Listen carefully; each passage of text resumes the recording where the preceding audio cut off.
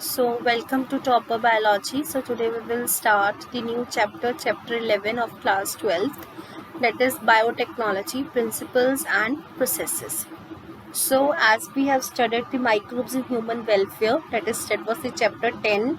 If you have not seen that video, please see that videos of chapter 10. Otherwise, you will not able to understand this chapter.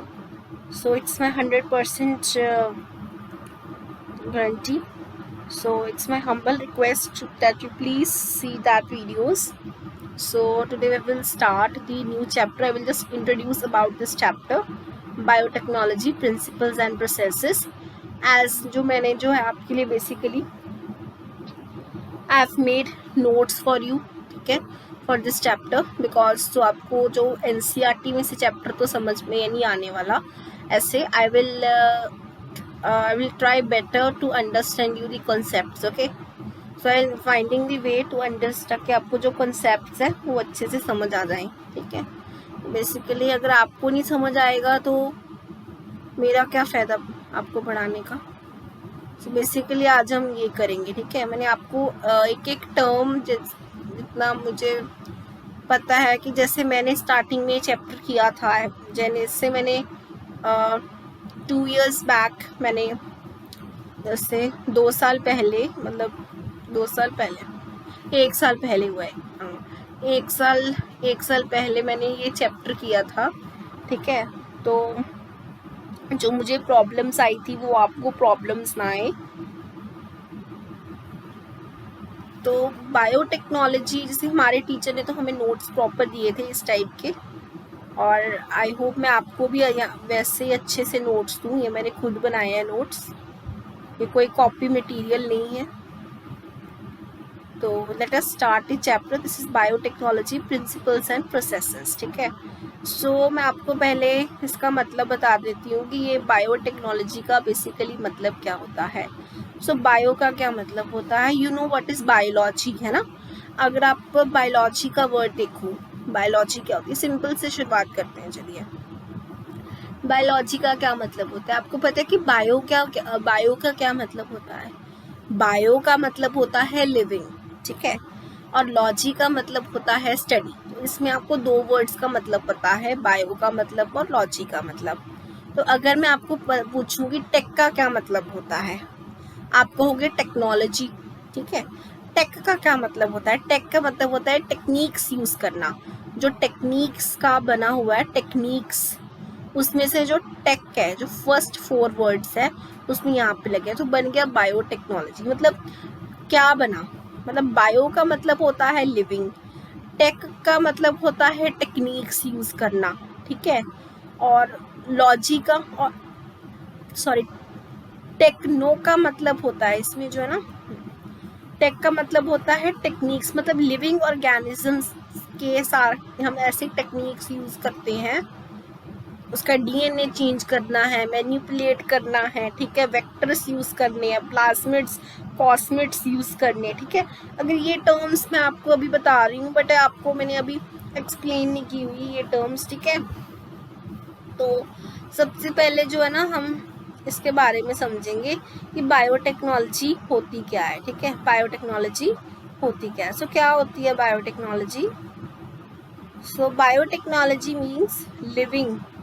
सो इसमें bio का मतलब होता है living, and take का मतलब होता है टेक्निक, एंड लॉजी का मतलब होता है स्टडी. ये तो था इसका आपको सिंपल मीनिंग. बेसिकली होती क्या है, ये बेसिकली इसकी डेफिनेशन है ये, और इसलिए मैंने डाला है कि आपको ये चीज़ समझ आने के लिए. ठीक है, अगर आपको सिंपल चीज़ समझ आएगी तभी आपको डिफ़िकल्ट समझ आएगी. अगर आप ये सोच रहे हो कि मैं आपको बायो, टेक और लॉजी का तीनों का अलग अलग मतलब क्यों समझा रही हूँ, ठीक है, तो आप समझ ही नहीं पाओगे डिफ़िकल्ट चीज़. अगर आप सिंपली मैं आपको बायोटेक्नोलॉजी बता दूँ, इसमें ऑर्गेनिजम्स, आपको रिकॉम्बिनेंट डीएनए टेक्नोलॉजी के ऊपर शुरू हो जाऊँ कि इसकी टेक्नोलॉजी क्या होती है, तो अगर आपको उसका पहले मतलब ही नहीं पता होगा कि हम क्या कर रहे हैं, हम किस ऑर्गेनिज्म से डीएनए निकाल कर किसका मैनिपुलेट कर रहे हैं, किस में डाल रहे हैं, वेक्टर से नहीं पता, आपको रिस्ट्रिक्शन सीजर से नहीं पता, तो आपको उसके छोटे छोटे टर्म से नहीं पता, तो आप एडवांस्ड चीज़ें कैसे पढ़ पाओगे. ठीक है, तो आप बेसिकली पहले आप ये समझो कि बायोटेक्नोलॉजी होती क्या है। इस चैप्टर में आपको बहुत ध्यान से सुनने की ज़रूरत है। ये थोड़ा सा चैप्टर बच्चों को टफ लगते हैं। 2 चैप्टर है, बायोटेक्नोलॉजी चैप्टर 11 और चैप्टर 12 इसके एप्लीकेशंस हैं। ठीक है, एप्लीकेशंस तो ईजी है, इससे ईजी है। तो जो बायोटेक्नोलॉजी क्या है, ये टेक्निक्स होती हैं, जैसे कि मैंने आपको बताया टेक का मतलब ये टेक्निक्स होती हैं यूजिंग लाइफ ऑर्गेनिजम्स। हम लाइफ ऑर्गेनिजम्स यूज़ करते हैं या फिर एंजाइम्स यूज़ करते हैं from organisms to produce products. उसके हम प्रोडक्ट्स बनाते हैं एंड जो प्रोडक्ट्स जो है ह्यूमंस के लिए यूज़फुल हो। ठीक है, अगर ये आपको डेफिनेशन तब समझ आएगी जब आप पूरा चैप्टर अच्छे से समझ लोगे। ठीक है, सो फॉर एग्जाम्पल इसमें दिया हुआ है कि हम प्रोडक्ट्स कैसे बनाते हैं। In vitro fertilisation. अभी आप समझो कि इन विट्रो और इन वीवो में क्या डिफरेंस होता है। ठीक है, आपको पता है कि इन वीवो क्या होती है, आपने मेरे ख्याल चैप्टर रिप्रोडक्शन इन ह्यूमंस पढ़ लिया होगा। ठीक है, इन वीवो या फिर आपने कॉन्ट्रासेप्टिव मेथड्स पढ़ लिए होंगे। ठीक है, इन वीवो और इन विट्रो आपको पता है। जो इन विट्रो होती है,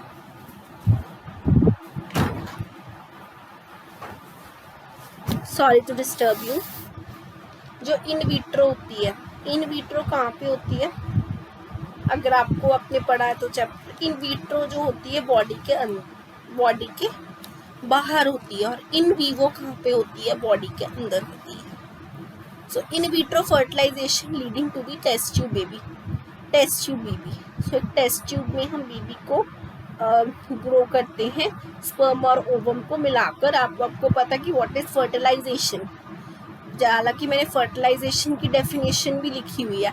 ये फर्टिलाइजेशन क्या होती है, it is basically fusion of the sperm and the ovum. And if you don't know what is sperm and what is ovum, then you have to start from the basics. ठीक है, अगर आपको इस level पे आके पता नहीं चल रहा कि स्पर्म क्या होता है, ओवम क्या होता है, और फिर भी मैं आपको, अगर आपने स्टार्टिंग की है तो मैं आपको बता देती हूँ कि स्पर्म क्या होता है। What is a sperm? Sperm जो होता है, जर्म सेल्स प्रेजेंट होते हैं। मैंने एक वीडियो डाली थी, you can see that. Okay, it's not too late, कोई बुरा मानने वाली बात नहीं है कि मुझे इसका ये मतलब नहीं पता। तो कईयों को नहीं जल्दी समझ लगती, कईयों को लेट समझ लगती है। तो स्पर्म का क्या मतलब होता है, स्पर्म और ओवम्स जो होते हैं ये जर्म सेल्स होते हैं बेसिकली। ठीक है, ये जर्म सेल्स होते हैं। अगर इसकी फ्यूजन होती है तो क्या होती है, जायगोट फॉर्म होता है। ठीक है, जायगोट फॉर्म होता है। स्पर्म्स जो होते हैं वो मेल्स में होते हैं और ओवम्स जो होते हैं फीमेल्स में होते हैं। इसकी जब फ्यूजन होती है, जब फर्टिलाइजेशन होती है। ये जो फर्टिलाइजेशन है यहाँ पे बताया गया कि 2 तरह की होती है। एक तो इन वीवो होती है, इन वीवो ह्यूमंस के अंदर होती है, और जो इन विट्रो होती है, इन विट्रो बेसिकली बॉडी के बाहर होती है। ठीक है, जहाँ पे टेस्ट ट्यूब बेबी में होती है, जो जब हम बाहर आउटसाइड दी बॉडी हम ग्रो करते हैं, आउटसाइड दी बॉडी हम क्या ग्रो करते हैं, test tube baby. Test tube baby कैसे ग्रो करेंगे, जब हम किसी डोनर से स्पर्म और ओवम लेकर उसको हम फ्यूज़ करेंगे। जब फ्यूज़ करेंगे तो क्या बन जाएगा, जायगोट, और उसको हम फिर से जो फीमेल कंसीव करना चाहती है, बेबी कंसीव करना चाहती है, उसके अंदर डाल देंगे। ठीक है, test tube baby technique in which an egg is combined with sperm in vitro. So an average IVF cycle, IVF cycle क्या है इसमें, इन विट्रो फर्टिलाइजेशन। ठीक है, IVF की यहाँ पे एब्रीवेशंस है, मैंने पिछले चैप्टर में भी कहा था कि abbreviations are most important. IVF क्या है, in vitro cycle that takes about 6 to 8 weeks. ये कितने वीक लेता है, बेसिकली 6 to 8 वीक्स लेता है। ठीक है, और यहाँ पे लिखा हुआ है टेस्ट ट्यूब बेबी क्या है, यहाँ पे लिखा है कंसीव्ड बाय IVF। मैंने आपको बताया था जो वुमेन कंसीव करना चाहती है,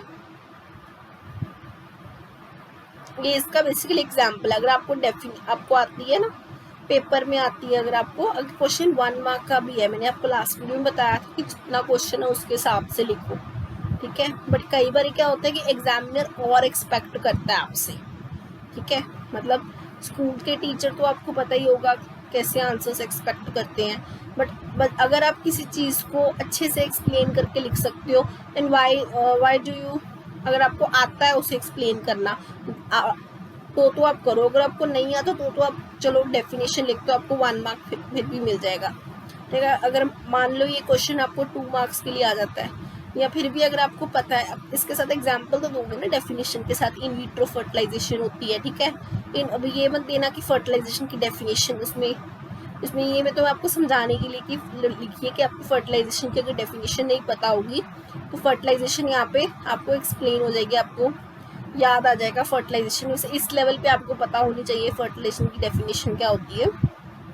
तो चलिए, अगर नहीं पता होगा तो आप यहाँ से पढ़ लेना, पर इस आंसर में ये डेफिनेशन नहीं लिखना। ठीक है, तो नेक्स्ट करते हैं। आप इसके साथ आपको एग्जांपल देना है। ये आपको डेफिनेशन में इजीली आपको इतनी चीज़ें बार बार बता रही हूँ क्योंकि ये चैप्टर थोड़ा सा कॉम्प्लिकेटेड हो जाएगा, मतलब आपको ऐसा नहीं बिल्कुल समझ में नहीं आएगा। अगर आपको मैं आपको एक बार और समझा दूंगी ये चैप्टर, ठीक है, आपको अच्छे से एक्सप्लेन कर दूंगी, एक बार और पढ़ा दूंगी ये चैप्टर करने के बाद कि आपको 2 बार ही समझ में आ सके।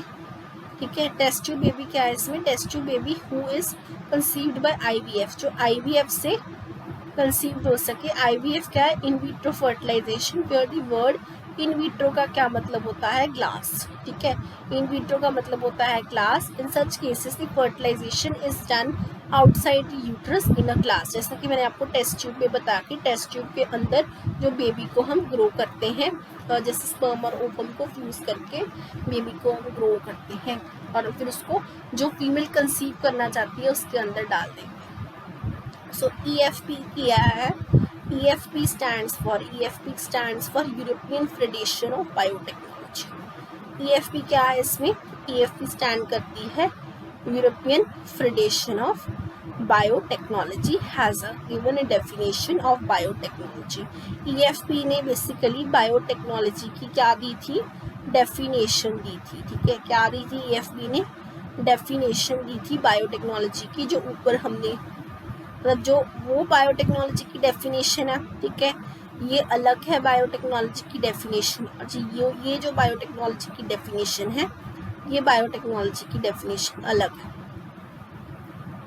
That encompasses both the traditional view, ये ट्रेडिशनल व्यू भी encompasses करती है एंड मॉडर्न मॉलिकुलर बायोलॉजी भी encompasses करती है। चलो डेफिनेशन क्या है कि basically according to EFP, according to European Federation of Biotechnology, the integration of natural science and organisms, it's the integration of natural science and organisms, its cells, its parts and molecular analogues for the products and services,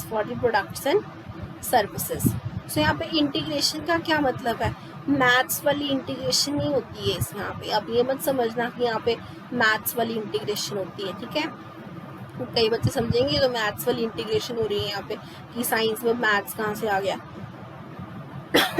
sorry. So means combination of, integration का मतलब होता है combination. ठीक है, तो अब integration की जगह पे कॉम्बिनेशन भी लिख सकते हो, पर अगर आपको इंटीग्रेशन का मतलब समझ आ गया then you can write integration, क्योंकि जो डेफिनेशन में जैसा होता है वैसा ही आप 99% बच्चे वैसा ही लिखते हैं। ठीक है, इंटीग्रेशन का मतलब होता है combination of natural science and organisms. So integration का क्या मतलब होता है, it's a combination of natural science and organisms, it's cells, it's parts and to produce the products. तो नेक्स्ट है हमारा प्रिंसिपल्स ऑफ बायोटेक्नोलॉजी, ये अभी मैं आपको नेक्स्ट वीडियो में कराऊंगी, क्योंकि अगर आपको इतना पार्ट नहीं समझ लगेगा तो आपको नेक्स्ट भी नहीं पता लगेगा। ठीक है, तो हमने आज क्या किया, थोड़ा सा रिव्यू कर देते हैं। हमने आज बायोटेक्नोलॉजी के बारे में पढ़ा कि बेसिकली बायोटेक्नोलॉजी होती क्या है। ठीक है, बायोटेक्नोलॉजी की जो हम टेक्निक्स यूज़ कर सकते हैं, किस चीज़ के लिए यूज़ कर सकते हैं, लाइफ ऑर्गेनिजम्स के ऊपर यूज़ कर सकते हैं। ठीक है, और उसका हमने एग्जाम्पल डिस्कस किया। हमने इन विट्रो और इन वीवो के बीच में डिफरेंस पूछ सकते हैं आपको इसमें से। ठीक है, बायोटेक्नोलॉजी की डेफिनेशन पूछ सकते हैं, उसमें आप एक एग्जाम्पल एक्सप्लेन कर सकते हो। ठीक है, बट ये फर्टिलाइजेशन की डेफिनेशन नहीं लिखनी है आपने। उसके बाद हमने EFP पूछ सकते हैं। EFP क्या होती है, एब्रीवेशंस आर मोस्ट इंपॉर्टेंट, मैंने आपको बार बार कहा है कि बेटा एब्रीवेशंस आर मोस्ट इंपॉर्टेंट, ये आ सकती है MCQ में भी आ सकती है। तो इसकी डेफिनेशन है वो किसने दी थी, it was given by the EFP। आपको MCQ में पूछ सकते हैं कि ये इसने दी थी, इसने दी थी, इसने दी थी, EFP ने दी थी, उस उल्टा कर सकते हैं, ये डेफिनेशन FBE ने दी थी, BFE ने दी थी या EFB ने दी थी, EFB ने दी थी, ठीक है। तो आप प्लीज़ इसको गो थ्रू करो, ठीक है, आप इसको गो थ्रू करो, मैंने आपको जितना समझाया उसको गो थ्रू करो एक बार, ठीक है। अगर आप फिर भी आपको कुछ नहीं समझ लगता then you are welcome to comment anytime, so please comment, please like and please share my channel. So thank you for watching and please go through this chapter so that we can start the next part of this chapter, that is principles and processes. Thank you.